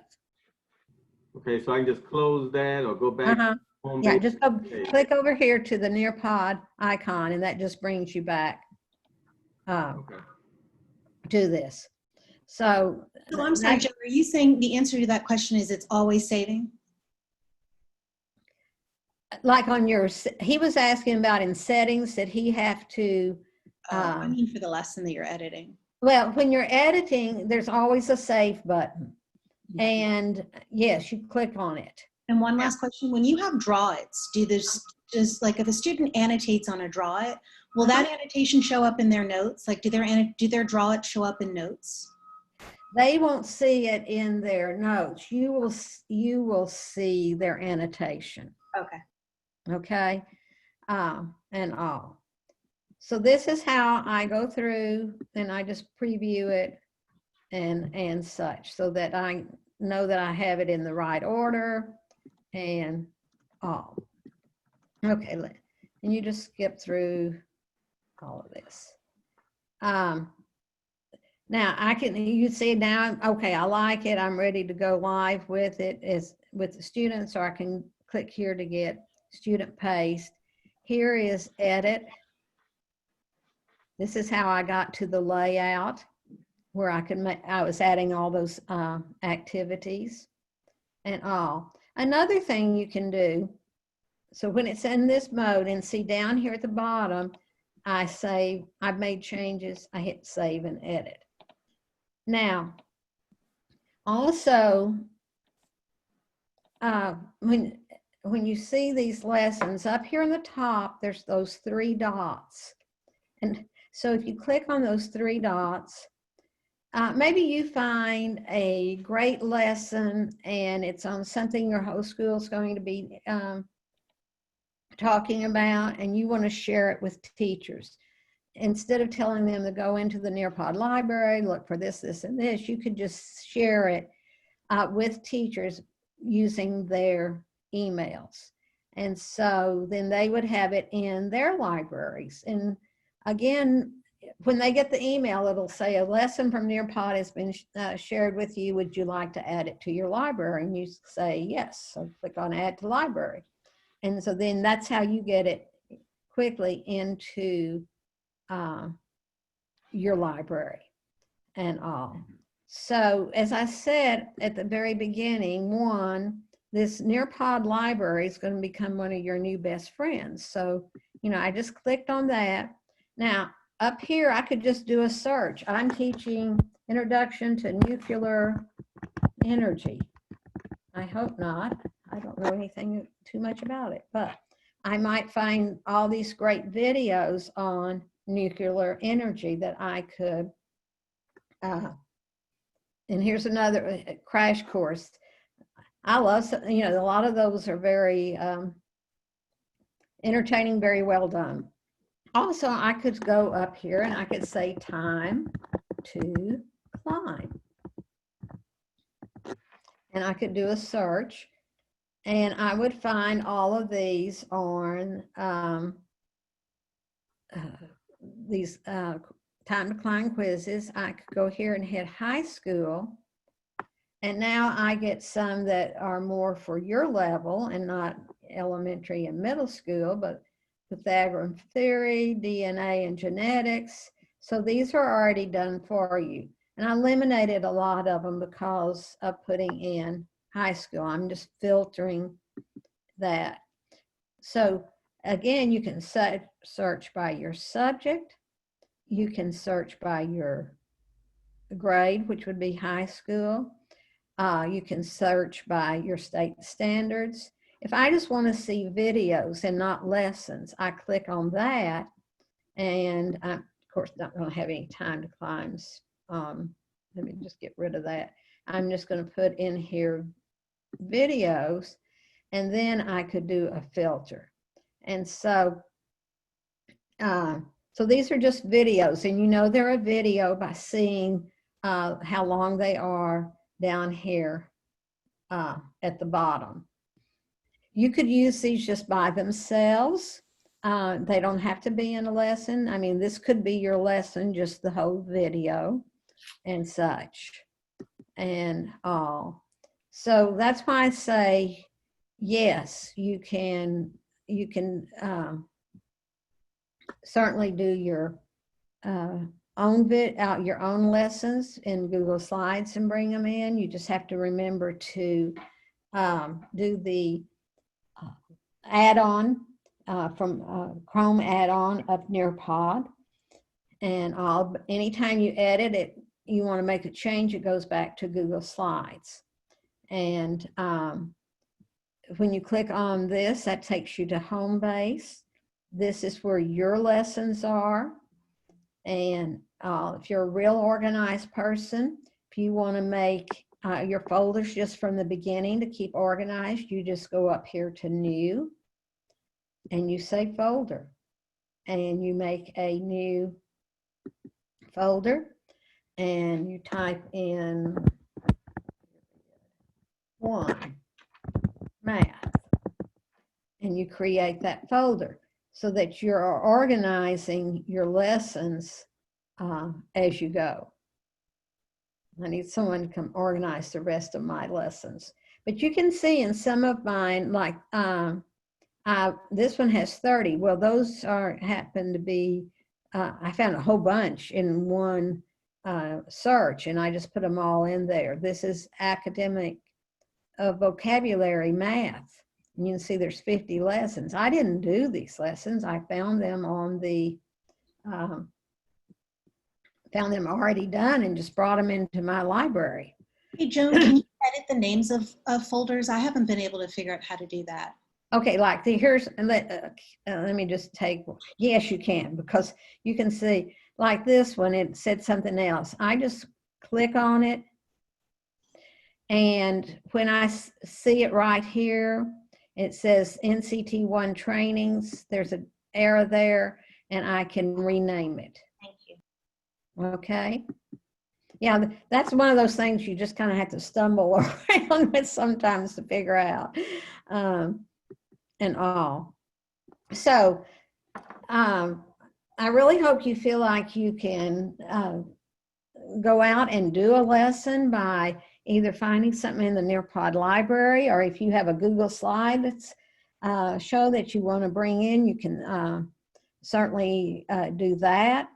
You, I would start off with, for the first go round, with my students, I want them to get comfortable. I want to be comfortable.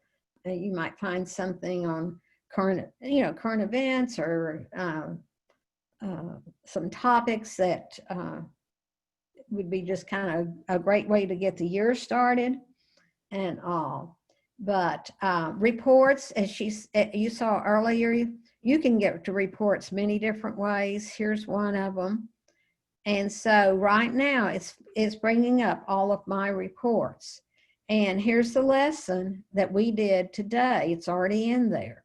And so when I click on it, because I have done this lesson many times in the last 2 weeks, I know that this was the lesson that I launched at 10:05 today, and I had 107 students.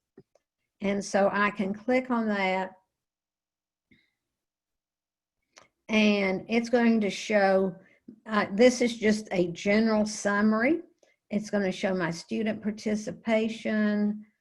This was the quiz. I can click over on any of those, and here's the draw-its. And I would see, this is just the summary and all. Here's the time to climb. I can download this to it. I can come down here and I see all my students, and I could click on any of these students, and I don't want to embarrass anyone, but I don't know you, so that will help. But I could see how they've each done individually as a summary and such. So reports are just right there at your fingertips and all. So that's all very easy to access. As I said, my library and the Nearpod library, those are probably the 2 places you're going to be the most. Okay, so any other questions? You've been a great group and all, and I like people asking questions. It tells me they're with me. And Well, all. I have a question. Yes. I brought a Google slideshow into Nearpod, and I had links on some of my slides, and I can't get them to work in Nearpod. Okay. Here's what I do. When I have link, I wait and put my links in through the Nearpod add-on. Okay. So like I don't put, when I'm built, okay, let me try this again. I've got my, just what you have. You have a Google slide show, and you want to have, you have some links in them, but they're not working in Nearpod. So when I go to that, I just, I take that slide out of my Google slideshow. And then when I am in, let me see, when I'm in to the add-on, there's one that says web link, and I would add that. Let me see if I can, since I'm still sharing my screen, see if I can get over here. Here's my Google Drive.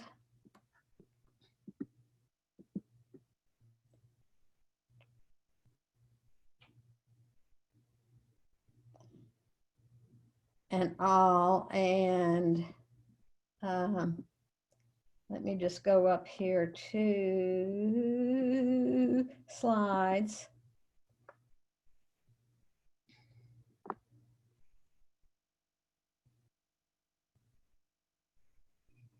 Okay, let me, I was looking for one that was mine and all. I don't want a new presentation. Maybe let me look in my Google Drive. I don't always do the best job of finding these. Okay, slides.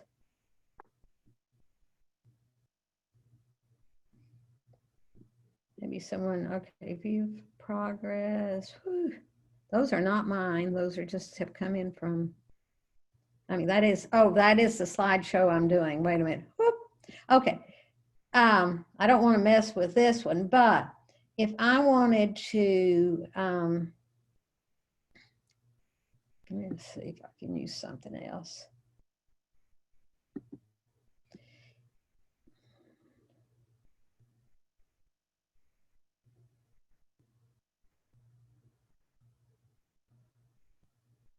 See if this will come in.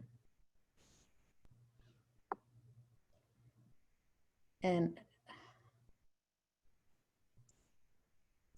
I don't know how, maybe just one slide here. Okay, so now I'm in Google Slides, and up here, right where you see add-ons, as I'm sliding across here, I click on that, and I've already added the Nearpod add-on, and so I open Nearpod, and I get this pop-up window over here. And so I want to add a web link to this slide.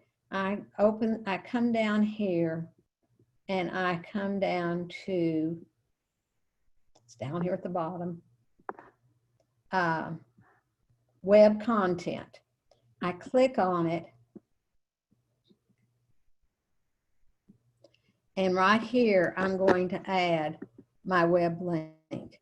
I don't add it on the Google slide. I add it when I'm editing it, and I'm adding, use the add-on. I hope that makes sense to you. And then when I'm finished doing all these, adding these activities to my Google slideshow, and it's saving, and around we go.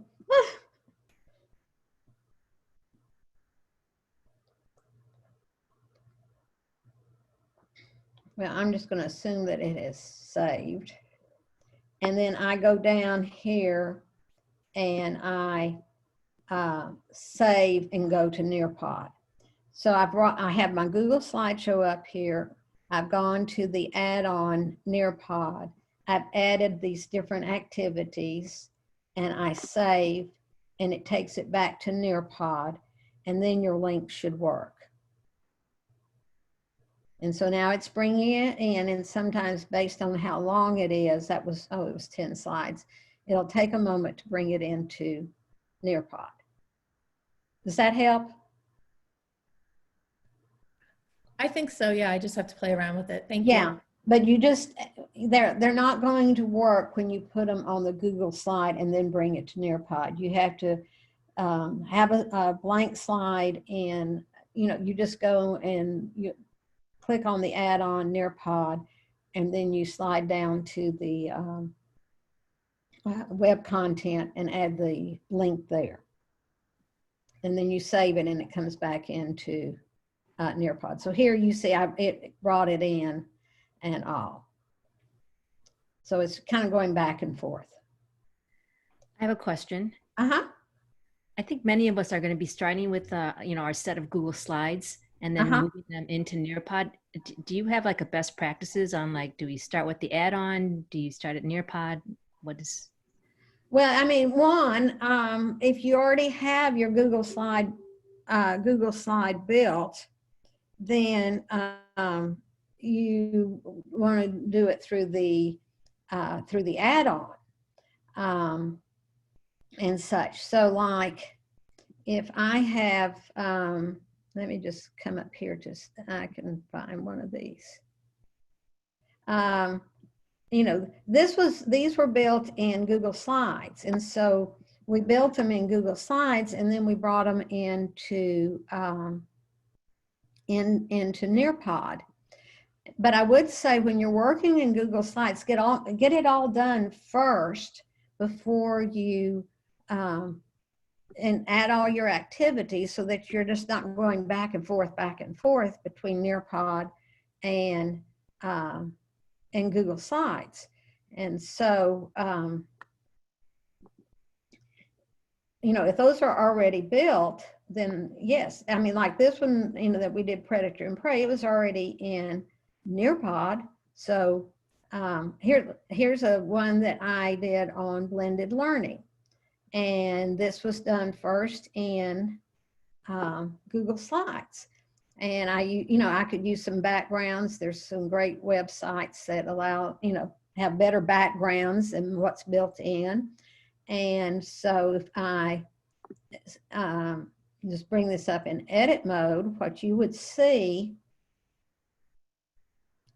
is all of these were done in Google Slides first. And then here's one with web content. And this was our exact question. And so if I need to edit this, I click on this and there's my link, but I put that in as I showed you in the when I was over in Google Slides. I did it, same thing with my videos, because that's the built-in part of Nearpod, and you want it to work when you're showing the Nearpod and all. So I can edit this lesson, but if I need to go back and I want to change something on it,